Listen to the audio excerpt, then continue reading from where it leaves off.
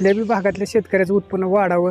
कोणी का असा ना, शेतकरी ही अडचणीतला माणूस आहे. खरं नाही मग एकरी ₹1,00,000 ₹1,00,000 तुम्हाला जर एकरात होत असतील 3-3.5 महिन्यात आणि काय काय घेत आणखी आणि काय ज्या बाजरीच्या कणसाची हाईट 3 फुटापासून 5 फुटापर्यंत आहे, जे की आत्ताच्या काळातलं सर्वोत्तम बियाणं समजलं जातं. अतिशय प्रभावी ठरणारं हे बियाणं ठरत आहे, ज्याची महाराष्ट्रामध्ये सर्व शेतकऱ्यांमध्ये चर्चा आहे. हे तुर्कीतून आणलेलं बियाणं कसं काम करतं, पेरणी कशी केली पाहिजे आणि अधिकचं उत्पन्न काढण्यासाठी कोणती काळजी घेतली पाहिजे, आज आपण या शेतकऱ्याबरोबर चर्चा करणार आहोत. तुम्ही 2 एकरमध्ये बाजरीचा प्लॉट तयार केला. ज्या बाजरीच्या कणसाची हाईट म्हणू आपण हाईट जी की 3 फुटापासून 5 फुटापर्यंत आहे, हे बी तुम्ही कुठून आणलं आणि कशा पद्धतीत केलं त्याबद्दल काय सांगाल? तुर्की देशातल्या बाजरीचा व्हिडिओ बघायला भेटला. तिथं असं होतं की 4-5 फुटाची कणस, 5.5 फुटापर्यंत कणस त्या देशात अशी बाजरीचा प्रयोग केला जाते. पीक उत्पादन मोठ्या प्रमाणावर घेतलं जाते, म्हणून तिथला ती व्हिडिओ मला बघायला भेटला. विचार आला की बाबा आपल्या जिल्ह्यात, आपल्या तालुक्यात, आपल्या गावात जर येत असेल तर प्रयोग तर तोवर करून बघायला काय अडचण आहे. बरोबर आहे. मग त्यांच्या या संघात संपर्क साधल्यावर त्यांना म्हणलं मला बियाणं द्या. ते म्हणले किती लागायचं, तर म्हणलं 2 एकर. तर ते म्हणले किती एकरी 1.5 किलो लागते म्हणजे ₹4,500 ती आणि ₹1,500 ते ₹600 मला चार्ज लागला कुरिअरचा. कुरिअरचा असं करून ₹5,100 मला देण्यासाठी घेतलं आणि ती मागवलं बी आलं की अशा पद्धतीने प्रयोग केला. आता कणसाची लांबी जवळजवळ 3 फूट 4 फूट 5 फुटापर्यंत कणस आहे ती. आता आपण जनरली जे आपण महाराष्ट्रात बाजरी पेरतो, आपण सर्व शेतकरी पेरते. एक फूट 1.5 फूट फार झालं 1.5 फुटापर्यंत कणीस असतं. 1.5 फूट होतच नाही. एक ग्रेट धरलं फार जर एखादं चांगलं मान आलं तर. परंतु हे 3 फुटापासून 5 फुटापर्यंत जे कणीस आहे, आता ह्याची पेरणीची काही वेगळी पद्धत आहे का, ह्याची कशी म्हणजे वेगळेपण काय, याच्यात वेगळेपणाबद्दल काय सांगा? असं बघायला गेलं तर एवढं काय वेगळेपण ह्यात वाटत नाही मला. फक्त आपण जी बाजरी पहिली पेरत होतो, आता आम्ही लहान असताना शाळेत असताना आमच्या जिल्ह्यात बी बाजरी भरपूर प्रमाणात केली जात होती. गेल्या 15 वर्षाखाली 20 वर्षाखाली तुरीत बाजरी कोणी पेरायचं, कोणी सोयाबीन आंतरपीक सूर्यफुलात बाजरी कोणी पेरायचं. अशा पद्धतीने मला आपण बी जरा बाजरीकडे नवीन काहीतरी करावं, आपल्या बी भागातल्या शेतकऱ्याचं उत्पन्न वाढावं. कोणी का असा ना, शेतकरी ही अडचणीतला माणूस आहे. त्यामुळे त्यांच्या उत्पन्नात दुप्पट तिप्पट चौपट वाढ करायला आपल्या जरी आली तर दुसऱ्याची आली म्हणायला काय अडचण नाही. बरोबर. शेतकरी वर्ग असा असतो किंवा एखाद्या माणसानं ह्यानं प्रयोग केला, आपण बी करून बघावा. त्याला तसं तेवढं राहिलं तेवढ्या खर्चात, मग आपला बी काहीतरी विकास होईल या दृष्टिकोनातून केलेला ही प्रयोग आहे. जसं रेग्युलर बाजरी पेरतो, जून मध्ये बाजरी पेरतो, कधी कधी उन्हाळी बाजरी पेरतो, त्याची पद्धत आहे की टिपणीनं 3 ह्या नळ्यानं बाजरी पेरणं. बरोबर. मग ह्या बाजरी पेरणीला काही वेगळी पद्धत आहे का त्याच्या? ह्या बाजरी पेरणीला वेगळी पद्धत काय आहे की ह्या चिपाडाची उंची ह्या ताटाच्या बाजरीच्या 12-13 फूट 14 फूट, आता काय 12-13-14 फुटापर्यंत चिपाडाची उंची आहे. 14 फूट आणि 12-13 तर सहज आहे. ह्या कणसाची लांबी 3 फूट 4 फूट 5 फूट असल्यामुळे ह्याचं वजन जास्त होतं आणि वजन जास्त झाल्यामुळं त्याला मातीची भर द्यावी लागते. मग हे जी लागण आपण करताना कशा पद्धतीने केली, बारका ट्रॅक्टर आपल्याकडे 28 HP चा जीव महिंद्रा, मग 2.5 फुटाच्या अगोदर सरी टाकली आणि सरी टाकून 2.5 फुटाच्या सरीत टोकन पद्धतीने टोकन करणं शक्य नाही. मग सरी टाकल्यावर ही जी अशी माती पडत असते ढेकळासाठी, मग ही थोडी माती खाली घसरती. खाली घसरले गेल्यावर बारीक ढेकळाची साईज तयार होते आपोआप. आणि ती वाटीत घेऊन आपलं असं टाकी चालायचं, त्या बरोबर त्या सांधी जी असते त्या मातीच्या ढेकळाच्या सांधीत बी जाते. बी काय जास्त खोल जाऊन जमत नाही. 1.5-2-3 इंचाच्या पुढे जर बी गेलं खोल तर उगवत नाही. मग तसं करून आपण स्प्रिंकलर हाताळलं ना, कुठून पाणी सोडलं म्हणजे ते रेग्युलर हे करून त्याला स्प्रिंकलरनं पाणी दिलं. 10 जानेवारीची आपली लागण आहे, 15 दिवसात आपला प्लॉट निघून जाईल. आता लास्टच्या टप्प्यात कुठं मागून पडलेलं बी थोडं शिल्लक राहिलं होतं, ठेवलं होतं कुठं तुटाळ पडली तर टाकण्यासाठी.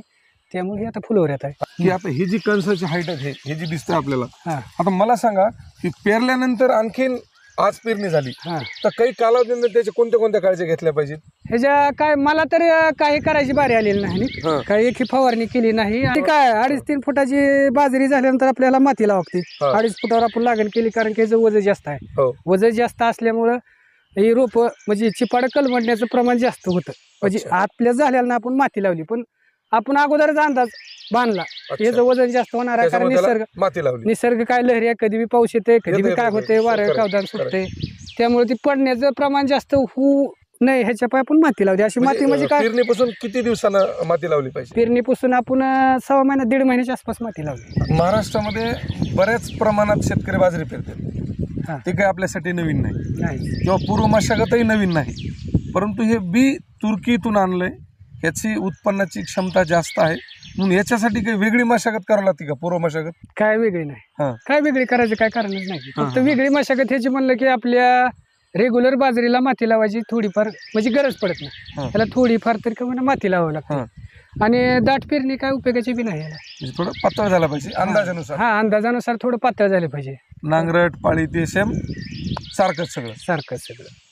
पूर्व मशागत झाली आपली, हा पेरणी झाली जी की आपण थोडी पातळ घेतलं, हा. परंतु आता याचं खताचं नियोजन कसं केलं पाहिजे त्याच्याबद्दल काय सांगा? ह्या बाजरीला खताची मात्रा थोडी वाढवलेली चांगली, कारण आपल्याला रेग्युलर बाजरीच्या तिप्पट चौपट उत्पन्न घ्यायच्यामध्ये त्याचं खाण्याचं प्रमाण जास्त आहे, म्हणायला काय अडचण बरोबर आहे, नाही, बरोबर आहे. कारण की त्याचं त्याची भूक जास्त आहे. खाण्याचा भूक जास्त आहे. हा. त्यामुळे जास्त खताचा वापर जर केला तर चांगल्या उत्पन्नात वाढ होईल. आता माझं तर आमचं सगळ्याच म्हणणं आहे 40 क्विंटलच्या आसपास बाजरी राहील एक एकरला. हा एकरला 40 क्विंटल. क्विंटल. हे काय उघड आहे आता तिप्पट चौपट 5 पट कणसाची साईज आहे. हे उगा आपण कुठली तर काढली शेतकरी बांधवांनो, हे कणीस बघा, आता कणीस असेल 3.5 बाजरीचं बघा, हे तुम्हाला विश्वास बसणार नाही. हे पहा, हे कणीस बघा, याची हाईट आहे ते बघा, म्हणजे कम्प्लीट तुम्हाला 3-4 फुटापर्यंत आहे. आणि ह्याची जी दाण्याची क्षमता आहे, दाट आहेत दाणे, आणि काय आश्चर्य आहे, चमत्काराचं आहे. रेग्युलर बाजरीचं कणस आपण एवढी पाहिलेच नाहीत ना. नाही रेग्युलर बाजरीची कणसं एवढी येणारच नाही. नाही नाही नाही, कमालच आहे. आणि 2 एकर प्लॉट आहे तुमचा? हा 2 एकरचा प्लॉट. बापरे. आता मला सांगा, तुम्ही खताची मात्रा वाढवायची सांगितली, हा खताची. गरीब धरा की एका शेतकऱ्याने 1 एकरभर ही बाजरी लावली, हा. पेरली, त्याला खत किती दिलं पाहिजे आणि कोणतं दिलं पाहिजे, कसं दिलं पाहिजे? माझ्या म्हणण्यानं मी काय केलं, बाजरी पेरताना खत काय पहिला टाकला नाही. हा. पहिला आपला खत टाकणं झालं नाही आणि टाकला बी नाही. हम्म. बाजरी पेरल्यावर युरिया 1 पोत टाकला. हम्म. मला सुद्धा खत जास्त टाकणं झालं नाही, ती प्रत्येकाला होत नसतंय, बरोबर आहे. म्हणायचं असतं. 1 पोता युरिया ना इकरी 1-1.5 पोतं 1840 पहिल्यांदा युरिया टाकला पहिल्या महिन्यात. हा. आणि माती लावताना 6 महिन्यानं 1 पोत 1.5 पोतं युरिया 1.5 पोतं 1840 टाकून आपली माती लावली. पण असं झालं की आमच्या नदीला पाणी न आल्यामुळे पाण्याचं प्रमाण कमी झालं, पाणी एकदम कमी आलंय. हा. त्यामुळं एवढ्या धावपळीत आपल्याला ड्रीप हातारावं लागलं. हा.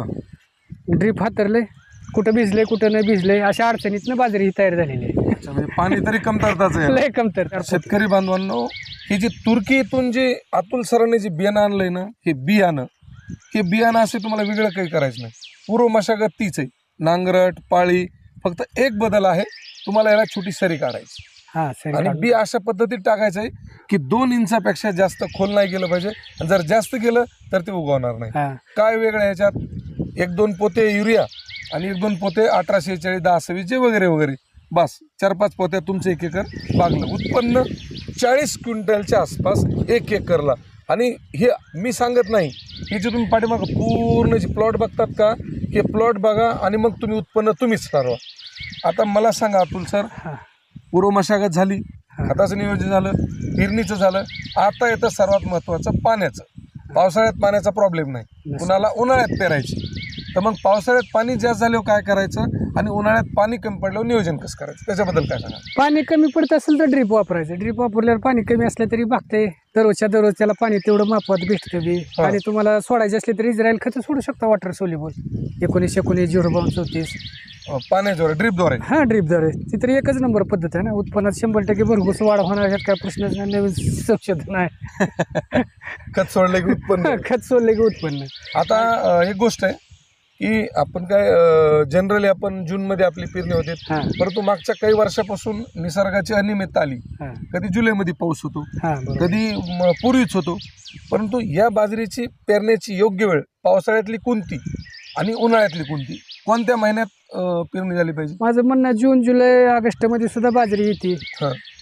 आणि जानेवारी डिसेंबर कुठं कधी बी येते म्हणाला काय मला अडचण. मला तर ही दणकट जात वाटते आपल्या ऊसासारखी. हा, हा. कधी बी पेरा कधी काढा कधी बी काढा. पण शेवटी वारं कावदान असं झाल्यावर आती महामारी झाल्यावर ऊस पडते ती. बरोबर आहे. त्याला काय कोणी करणार आहे? बरोबर ती काय आपल्या हातातल्या गोष्टी आहेत का? पण दणकट वाहन आहे असं मला वाटतंय, कारण मी फवारलं नाही, काही केलं नाही, उगाच थोडी माती लावलेली आहे. माझी माती लावून झाल्यावर पाणी सुद्धा भेटलं ना, काही सर कोरडे आणि तुम्ही कोणत्या महिन्यात पेरली होती बाजरी? ती 10 जानेवारीला पेरली होती. ह्याचा कालखंड 3.5 ते 3.5 महिने. आता 15-20 दिवसात बाजरी 15 दिवसात निघूनच जाईल असं मला वाटतं. बरोबर आहे. बरं असं काही आहे का की ही जी बाजरी हा बाहेर देशातलं बियाणं आहे हा ह्याला भाव कमी किंवा भाव जास्त आहे, काय नाही. खायला चव, ह्याच्याबद्दल काय सांगा? खायला बाजरी आपल्या बाजरीसारखीच आहे. काय त्यात अच्छा. बदल राहणार आहे? हा, हा. काय वेगळं आहे काय ती? काय मोठं बीट आहे हरभऱ्याने आहे का सोयाबीन हा, आहे का हा. काय त्यात बदल आहे? म्हणजे आपले रेग्युलर रेग्युलर बाजरी आणि भावाबद्दल मार्केटमध्ये मार्केटमध्ये बी तीच भाव सेम. सेम बरोबर. आता तुम्ही एकट्यानं प्लॉट लावून बघणार नाही, नाही तर महाराष्ट्रातल्या प्रत्येक शेतकऱ्यांनी, तुमच्या जिल्ह्यातल्या प्रत्येक जिल्ह्यातल्या शेतकऱ्यांनी असं बाजरी लावली पाहिजे. त्यांना बियाणं उपलब्ध करण्यासाठी काय व्यवस्था आहे? तुम्ही काय सल्ला द्याल त्यांना? बियाणं आपलं 15-20 दिवसात उपलब्ध होतं आणि उपलब्ध झाल्यावर जे मी आता मोबाईल नंबर देणार आहे त्याशी कॉन्टॅक्ट केल्यावर काय लोकांना कुरिअरने, काय लोकांना एसटीने, काय लोकांना पोस्टाने जसं सोपं पडेल त्या माध्यमातून आपण लोकांना बियाणं देणार आहोत. जवळ असतील ते येऊन घेऊन जातील. शेतकरी बांधवांनो, ही जी 3 फुटापासून 5 फुटापर्यंत ही जी कणस, ह्याची जाडी, ह्याचे दाणे भयानक आहे. शेतकरी कमी जमिनीमध्ये किंवा कमी क्षेत्रामध्ये जास्त उत्पन्न काढण्याचं बोलण्यापेक्षा, खरं कोण म्हणतं शेतकरी चमत्कार करू शकत नाही, हे चमत्कारापेक्षा वेगळं काय नाही. चमत्कार काय वेगळा असतो का? हा चमत्कारच आहे. हा बाजरीमधला चमत्कार आहे. आणि मला खात्री आहे की मार्केटमध्ये सध्या असलेल्या कुठल्याही बाजरीच्या वाणाला हे कणीस किंवा ही बाजरी टक्कर देणार नाही. तर सक्षम आहे, त्यांच्यापेक्षा सक्षम आहे. धन्यवाद.